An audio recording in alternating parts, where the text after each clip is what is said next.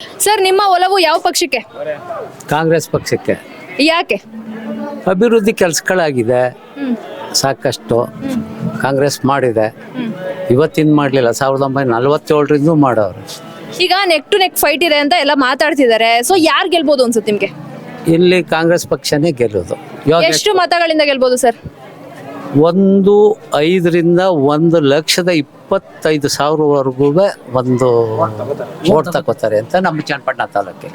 ಇಷ್ಟು ಕಾನ್ಫಿಡೆಂಟ್ ಆಗಿ ಹೇಗೆ ಹೇಳ್ತಾ ಇದೀರಾ ಅವರೇ ಗೆಲ್ತಾರೆ ಅಂತ? ಅದನ್ನೇ ಹೇಳ್ತೀನಿ. ಇವಾಗ ನಮ್ಮ ಒಕ್ಕಲಿಗರಲ್ಲಿ 1,05,000 ಓಟ್ ಇದೆ. 1,05,000ದಲ್ಲಿ 85% ಅಂತ ಅಂದ್ರೂ 90,000 ಓಟ್ ಆಯ್ತದೆ. ಒಕ್ಕಲಿಗರಲ್ಲಿ ಫೈಟ್ ಇಬ್ಬರಿಗೂ 45,000 ಯೋಗೇಶ್ವರ್ಗೆ ಆಯ್ತದೆ, 45 ಕುಮಾರಸ್ವಾಮಿಗೆ ಆಗ್ಬೋದು.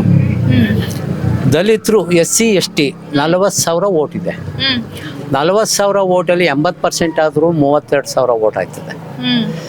ಯೋಗೇಶ್ವರ್ಗೆ 20,000 ಓಟ್ ಆಯ್ತದೆ, ಕುಮಾರಸ್ವಾಮಿಗೆ 12,000 ಓಟ್ ಆಗ್ಬೋದು.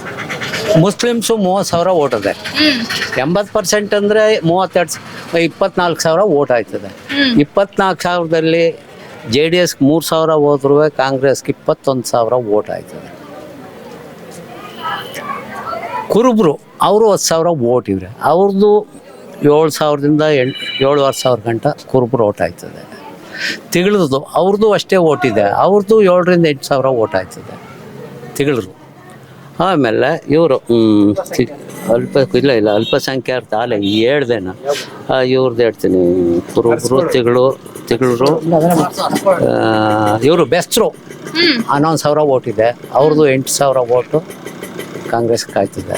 ಇನ್ನು ಇತರೆ ಜಾತಿ 18,000 ಓಟ್ ಇದೆ.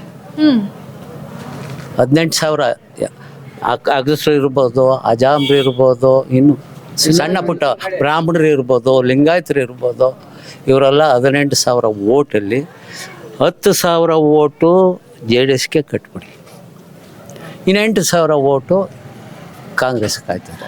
ಒಟ್ಟು 1,00,000ದಿಂದ 20,000ವರೆಗೂ ಓಟ್ ಆಗೇ ಆಯ್ತದೆ. ಸತಸಿದ್ಧ 100ಕ್ಕೆ 100 ಗೆದ್ದೇ ಗೆಲ್ತಾರೆ. ಅವರು ಏನಾದ್ರು ಇದಾದರೆ ನಾನು ಕ್ಷಮೆ ಕೇಳ್ತೀನಿ. ಯಾರು ಈ ತಾಲೂಕಿನ ಜನಕ್ಕೆ ಕ್ಷಮೆ ಕೇಳ್ತೀನಿ. ಗೆದ್ದೇ ಗೆಲ್ತಾರೆ 100ಕ್ಕೆ 100.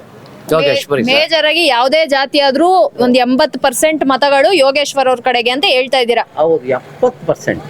70% ಅಂತೂ ಫಿಕ್ಸ್. 70% ಫಿಕ್ಸು. ಸರ್, ತಮ್ಮ ಹೆಸರು?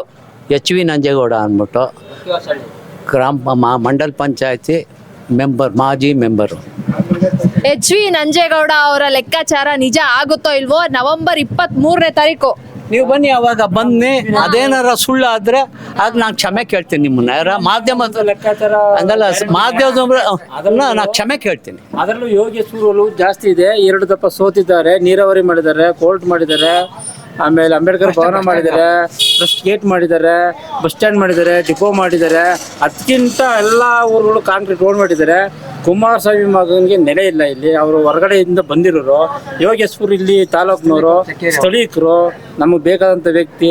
ಅದರಲ್ಲೂ ಏನಪ್ಪ ಅಂದ್ರೆ 2 ಬಾರಿ ಸೋತಿರೋದ್ರಿಂದ ಅವ್ರ ಮೇಲೆ ಅನುಕಂಪ ಈ ಸಾರಿ 100% ಎಲ್ಲಾ ವರ್ಗದ ಜನತೆ ಯೋಗೇಶ್ವರ್ ಮೇಲೆ ಅಭಿಪ್ರಾಯ ಚೆನ್ನಾಗಿದೆ. ಯೋಗೇಶ್ವರ್ಗೆ ಓಟ್ ಹಾಕುವಂತ ಮನಸ್ಸಿದೆ. ಇವತ್ತು ಸೇರಿರ್ತಕ್ಕಂಥ ಜನನೇ ಸಾಕ್ಷಿ. ಇವತ್ತು ಸೇರಿರ್ತಕ್ಕಂಥ ಜನನೇ ಸಾಕ್ಷಿ. ಕೆರೆ ನೀರೇ ನೋಡ್ಲಿಲ್ಲ ನಾವು. ಅವ್ರು ಗೆದ್ರೆ ಕೆರೆ ಗ್ಯಾರಂಟಿ ನೀರು ನೋಡ್ತೀವಿ ನಾವು. ನೀರಂತೂ ಗ್ಯಾರಂಟಿ ಬಿಟ್ಟೇ ಬಿಡ್ತಾರೆ. ನೀರೇ ಮೇನ್ ಬೇಕಾದ್ರೆ ನೀರು ಬೇಕಾದ್ರೆ ನಮ್ಗೆ ಹಣಕಾಸು ನೀರು ಬೇಕು ನಮ್ಗೆ. ಅದಕ್ಕೆ ಯೋಗೇಶ್ವರ ಗೆಲ್ಲಬೇಕು. ಈಗ ಕುಮಾರಣ್ಣವರಾಗಿರ್ಬೋದು, ದೇವೇಗೌಡ ಅವರಾಗಿರ್ಬೋದು, ಅವ್ರು ಹೇಳ್ತಾ ಇದ್ದಾರೆ ನರೇಂದ್ರ ಮೋದಿ ಜೊತೆ ಮಾತಾಡಿದೀವಿ, ನಾವು ನೀರನ್ನ ಬಿಡಿಸ್ತೀವಿ ಅಂತ ಎಲ್ಲ. ಇದ್ರ ಬಗ್ಗೆ ಏನ್ ಹೇಳ್ತೀರಾ?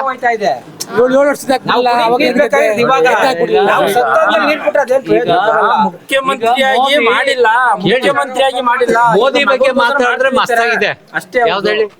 ಇವತ್ತು ನಮ್ಮ ರಾಷ್ಟ್ರದಲ್ಲಿ ಮೋದಿಗೆ ಬೇಕಾಗಿರೋದು ಒಂದೇ, ಅವ್ರಿಗೆ ಬಟ್ಟೆ ಹಾಕೋಬೇಕು 1 ಕೋಟಿ ದಿವಸ. ದೇಶನ ನಮ್ಮ ರಾಷ್ಟ್ರಗಳವಲ್ಲ, ನಮ್ಮ ಪ್ರಪಂಚದಲ್ಲಿ ಆ ರಾಷ್ಟ್ರಗಳು ತಿರುಗಬೇಕು. ಅವ್ರಿಗೆ ಅದೇ ಖುಷಿ. ಜನಗಳಿಗೆ, ರೈತರಿಗೆ ಒಳ್ಳೆ ಕೆಲಸ ಮಾಡ್ತೀನಿ ಅಂತ ಅವ್ರಿಗೆ ಅನುಭವನೇ ಇಲ್ಲ. ಯಾರಿಗೆ ಹೇಳಿ? ಪ್ರಧಾನಮಂತ್ರಿಗೆ. ನೀವು ಮೋದಿಗೆ ಹೇಳ್ಬಿಟ್ಟು ನೀರು ಕೊಡ್ಸುವಂಗಿತ್ತಿದ್ರೆ ಒಂದ್ ಸ್ವಲ್ಪ ಇರಪ್ಪ, ಒಂದ್ ಸ್ವಲ್ಪ ಇರೋ. ಪ್ರಧಾನಮಂತ್ರಿ ಮಾಡದೇ ಇದ್ರೆ ಯೋಗೇಶ್ವರ್ 65 ಕಿಲೋಮೀಟರ್ ಇಗ್ಲೂರು ಡ್ಯಾಮ್ ನಿಂದ ಕಣ್ವ ಕೆರೆ ಗಂಟ 65 ಕಿಲೋಮೀಟರ್ ಕಾಲ್ನಡಿಗೆಯಲ್ಲಿ ನಡೆದಾಡಿ ಪೈಪ್ ಎಲ್ಲಿ ಹೊಂದಿಸ್ಬೇಕು ಆ ಜನಗಳ ಕೈಲಿ, ಆ ಪಕ್ಷ ಈ ಪಕ್ಷ ಅಲ್ಲ, ಆ ಜನಗಳ ಕೈಲಿ ಗಲಾಟೆ ಮಾಡಿಸ್ಕೊಂಡು ಅವ್ರು ಕಾಲ್ ಕಟ್ಕೊಂಡು ಪೈಪ್ ಹಾಕಿಸಿ ಕೆರೆಗಳು ನೀರು ತುಂಬಿಸಿದ್ದಾರೆ. ಈಗ ನಮ್ಮೂರು ಕೆರೆಗೂ ಟ್ರಸ್ಟ್ ಗೇಟ್ ಇಂದ ಪೈಪ್ ಲೈನ್ ಹೊಸದಾಗಿ ಮಾಡೋಕ್ಕೆಲ್ಲ ರೆಡಿ ಆಗಿದೆ, ಮಾಡಿಸ್ತಾರೆ ನೋಡಿ. ಅದರಲ್ಲಿ ಎರಡು ಮಾತಿಲ್ಲ, ಯೋಗೇಶ್ವರ್ ಗೆಲುವು ಖಚಿತ, ಗ್ಯಾರಂಟಿ. ನೀರು ಬಿಡಿಸೋ ನೈಟ್ ಮಾಡಲಿಲ್ಲ ಅವರು, ನೈಟ್ ಅಲ್ಲಿ ಫುಲ್ ಓಡಾಡವ್ರೆ. ಕೆರೆ ನೀರು ಯಾವ ಕೆರೆಗೆ ಬೀಳ್ತಾ ಇಲ್ಲ, ಯಾವ ಕೆರೆಗೆ ಬೀಳ್ಬೇಕು, ಬಿಡ್ತಾರೆ ಕೆರೆಗೆ ನೀರು ಬಿಡಿಸೋರು. ಯಾರು ನಮ್ಮ ತಾಲೂಕು ಯಾರು ಬಿಡಿಸ್ಲಿಲ್ಲ, ಯಾರು ಅವ್ರು ಕೇಳ್ತಾ ಇದ್ರು ಪ್ರಶ್ನೆ. ಕೇಳಿದ್ರಲ್ಲ ಸ್ನೇಹಿತರೆ, ಯೋಗೇಶ್ ಪರ ಯಾವ ತರ ಒಪಿನಿಯನ್ ಇದೆ ಅಂತ ನೋಡೋಣ. ನವೆಂಬರ್ 23 ಯಾವ್ದು ಸತ್ಯ ಆಗತ್ತೆ ಅಂತ.